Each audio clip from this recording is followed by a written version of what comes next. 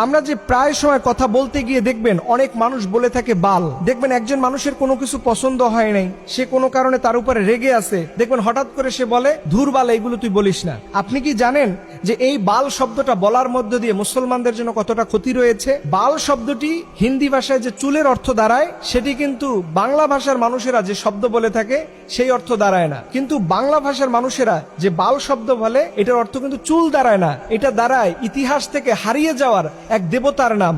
যেই দেবতা সম্পর্কে আল্লাহ পাক আমাদেরকে সতর্ক করে বলেছেন 37 নম্বর সূরার 125 নম্বর আয়াতে যে তোমরা বাল দেবতার অনুসরণ করো না। আল্লাহ পাক বলছেন আতাদউনা বালাউ ওয়া তাযারুনা আহসানাল খালিকিন। আল্লাহ বলছে তোমরা কি বালকে ডাকবা এবং সর্বশ্রেষ্ঠ স্রষ্টাকে তোমরা কি ভুলে যাবা, পরিত্যাগ করবা?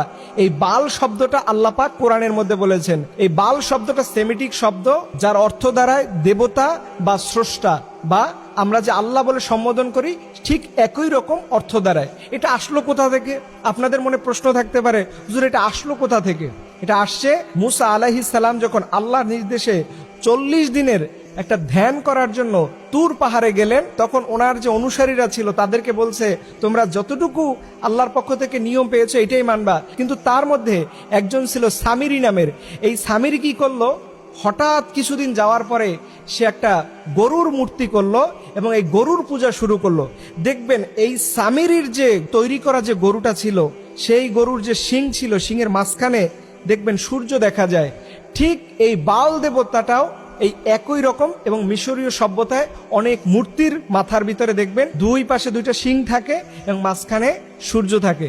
দেখেন এই শব্দগুলো, এটা হয়তো অনেকের কাছে বলবেন যে হুজুর এটা কি বলতেছেন, এটা কি কোনো সাবজেক্ট হলো, এগুলো কি আলোচনা কোনো বিষয় হলো? দেখেন এই সামিরির মাধ্যমে সেই সময়ের মুসা আলাইহিস সালামের মানুষেরা তারা সবাই আল্লাহর পানিশমেন্ট পাবেন। আল্লাহর সামনে সবাইকে অপরাধী হতে হবে শুধুমাত্র ওই গরুর পূজা করার কারণে, এই শিরিক করার কারণে, শুধুমাত্র এই বাল দেবতাকে অনুসরণ করার কারণে। অথচ আমরা খুব সহজেই এইগুলো বলতেছি, আমরা জানিও না কোন শব্দটা বললে ইসলামের দৃষ্টিকোণে রাইট আছে, কোন শব্দটা বললে ইসলামের দৃষ্টিকোণে রং আছে, এটা আমরা অনেকেই জানি না। কিন্তু আফসোসের বিষয় প্রিয় ভাইয়েরা, আমরা আমাদের লাইফে, আমাদের জীবনে যতদিন পর্যন্ত থাকি না কেন, সবার আগে ভাগে আমাদের ইসলামকে অনুসরণ করতে হবে।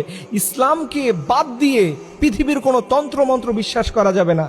আজকের যে সাবজেক্ট আপনারা শুনলেন, হয়তো অনেকেই আপনাদের মাথার উপর থেকে যেতে পারে, হয়তো জীবনে প্রথমও শুনতে পারেন, কিন্তু আপনি ইন্টারনেটের মধ্যে সার্চ করেন, এই বাল দেবতা সম্পর্কে আরো খুঁজেন, কোরআনের 37 নম্বর সূরার 125 নম্বর আয়াতটা আপনি দেখেন, আপনার কপাল খুলে যাবে।